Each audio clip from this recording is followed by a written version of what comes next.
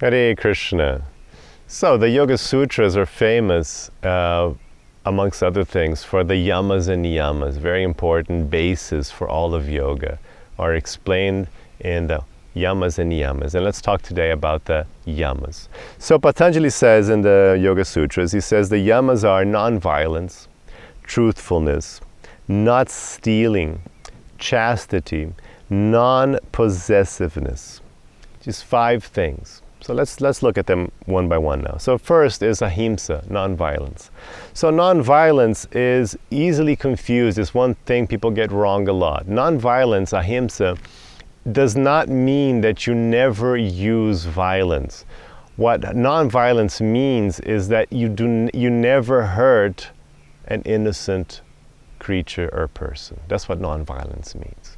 So for example, the Bhagavad Gita, the most important yoga text, is famously spoken on a battlefield to a warrior, Arjuna. And he's about to wreak great havoc with the enemies in yoga.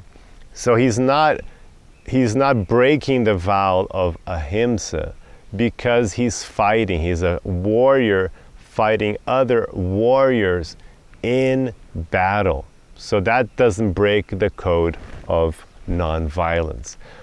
But if you, for example, eat a piece of meat, you eat steak, that is a grotesque violation of ahimsa because you killed a very innocent creature, the cow, just for fun because you thought it tasted good, even though it's giving you cancer.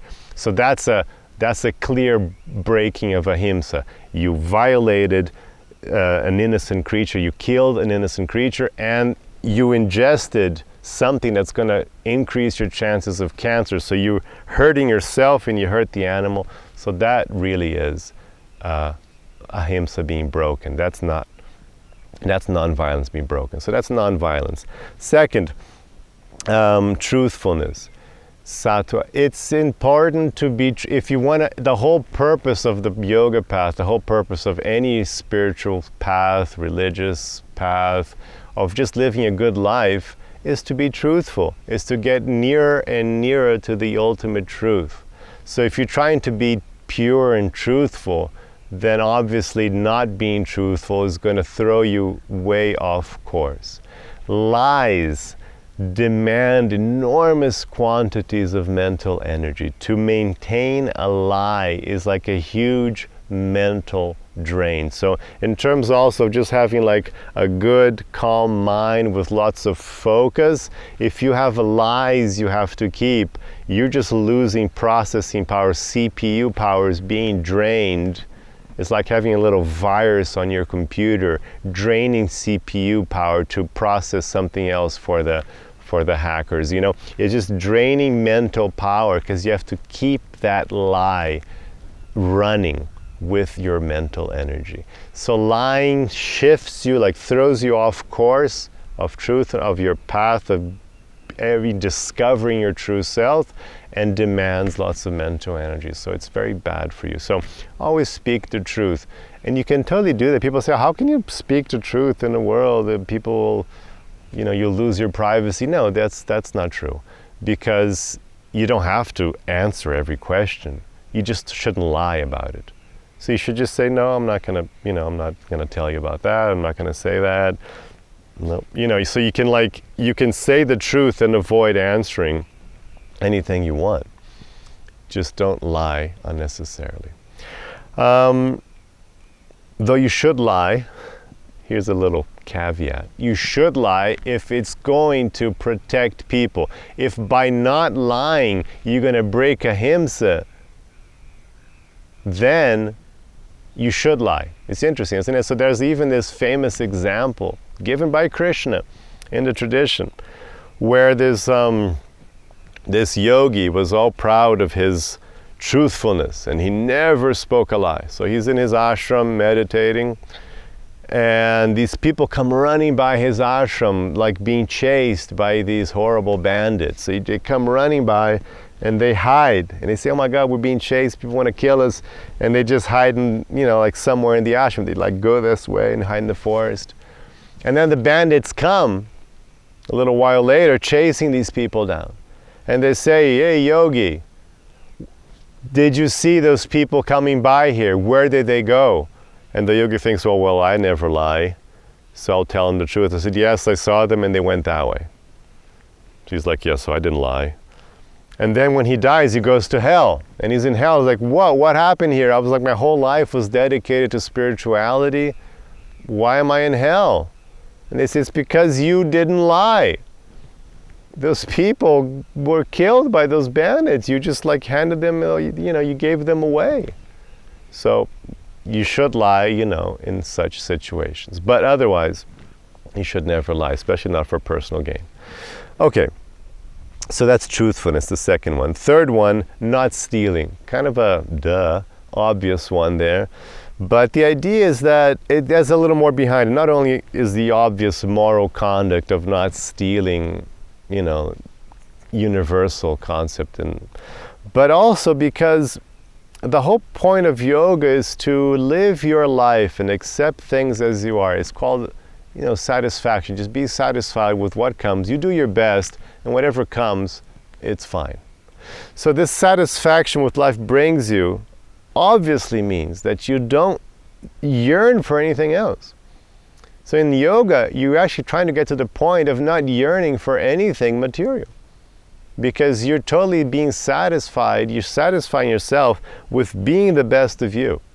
That's something I explain a lot in the 3T path in my book. So you're just trying to be the best of you, and that in itself is the most satisfying thing you can do in life. So that's just the fact. You will discover that getting things, and even research shows this is true as well, getting things, buying things, doesn't really satisfy you so much. And you know this from your own past experience. But being the best person, being in the here and now, living your essence, and being in devotion, connecting with God, those things really satisfy you. So to not only want something, but be able to be willing to steal it is completely opposite to what yoga is all about. It's just like you really went off the reservation there, because you shouldn't even want it through the most moral and correct means. You shouldn't even be thinking that something would be good for you, because it won't. You forget about it. Everything is so temporary. But then to steal it, to violate somebody else's well-being by stealing it is completely off the path of yoga. So not stealing. Chastity, brahmacharya is the term in Sanskrit. So what is this chastity? It's like, oh my God, everybody likes having sex. Don't tell me about sex regulation. So what is this chastity? Basically, it means that you have to honor your sexuality. The concept is that the intimate sexual contact between two people is so intense and requires so much of your energy. It involves so much mixing up of energy that it should only be done within a sacred union, only be done in part of a much bigger context of a serious union where you get together and you're really living one for another, you're living together. You're probably going to have children if it's the case, if it's possible. So it's really like building a life together. And with that person, yes, then you share all aspects of your life, including your sexuality. But if it's a stranger, if it's just somebody, it just is going to throw your mind, it's going to agitate your mind horribly. And to be practical, it will bring problems later. It's going to have unwanted pregnancies, sexual disease, emotional problems. You're going to feel used, or you're going to be using someone.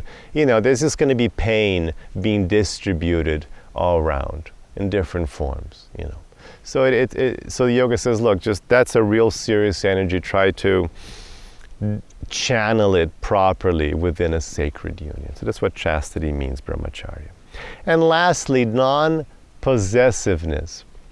Non-possessiveness is also key in yoga, because the whole point of yoga is to discover your true self, to be your true self. And non-possessive means that you understand that whatever you have with you now, whatever comes to you, it's not you. And it's not yours. It's just with you for now. And at any moment, it will be taken away from you because it was never yours.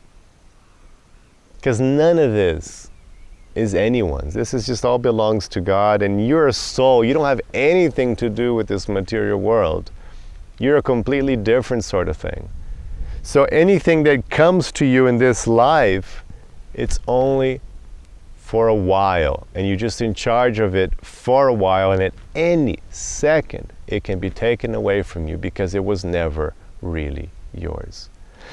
So that gives you detachment, that lets you flow through life without like, oh my God, what's this?